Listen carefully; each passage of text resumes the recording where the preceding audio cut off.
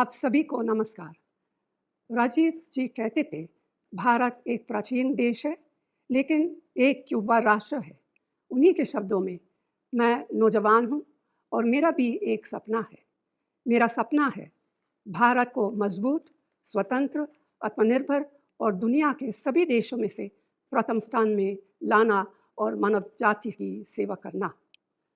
आज जब हम राजीव जी के इन शब्दों को याद करते हैं तो समझ आता है कि देश के युवाओं और देश के किसानों के बिना यह सपना पूरा नहीं हो सकता। देश के किसानों से राजीव जी का अटूट लगाव था। उन्होंने कहा था, यदि किसान कमज़ोर हो जाते हैं तो देश आत्मनिर्भरता खो देता है, लेकिन अगर वो मजबूत होते हैं तो देश की स्वतंत्रता भी मजबूत होती है।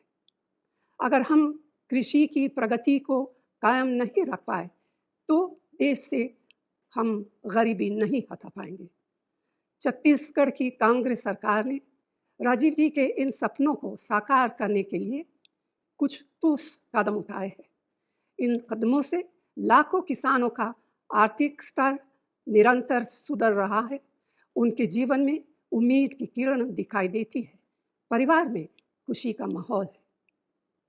मुझे खुशी है कि राजीव गांधी किसान न्याय योजना के अंतर्गत सरकार ने सब्सिडी के अलावा छत्तीसगढ़ के किसानों के उत्थान के लिए और भी बहुत से सराहनीय फैसले लिए थे, जो दूसरे प्रदेशों के लिए एक मिसाल है। राज्य सरकार के इन फैसलों से जहां उत्पादन में वृद्धि हुई है, वहीं किसानों की इनकम में बढ़ोतरी का एक नया रिकॉर्ड कायम हुआ है।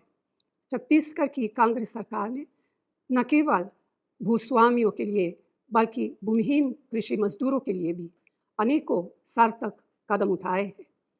राजीव गांधी ग्रामीण भूमिहीन कृषि मजदूर न्याय योजना का मुख्य उद्देश्य राज्य के ग्रामीण अंचल के भूमिहीन परिवारों, नगर पंचायत क्षेत्रों और सभी अनुसूचित क्षेत्रों के बेहद गरीब पिछड़े लोगों को आर्थिक सहायता प्रदान करना है। ऐसे परिवार जिनके पास खेती की ज़मीन नहीं है और वे मनरेगा या कृषि मजदूरी से जुड़े हैं, उनको भी इस योजना का लाभ मिल रहा है। इस योजना के माध्यम से छत्तीसगढ़ सरकार ने अब तक लाखों परिवारों को 7,000 रुपये की सालाना सहायता भी दी है। मुझे इस बात का संतोष है कि छत्तीसगढ़ में भूपेश बघेल जी के नेतृत्व में कांग्रेस सरकार राजीव जी के सपनों को साकार रूप दिया है। समाज के सभी क्षेत्रों, वर्गों, समुदायों और जन जन के जीवन स्तर को सुधारने की दिशा में अपने को समर्पित किए हुए हैं। सही मायने में राजीव जी के प्रति यही सच्ची श्रद्धांजलि है। धन्यवाद।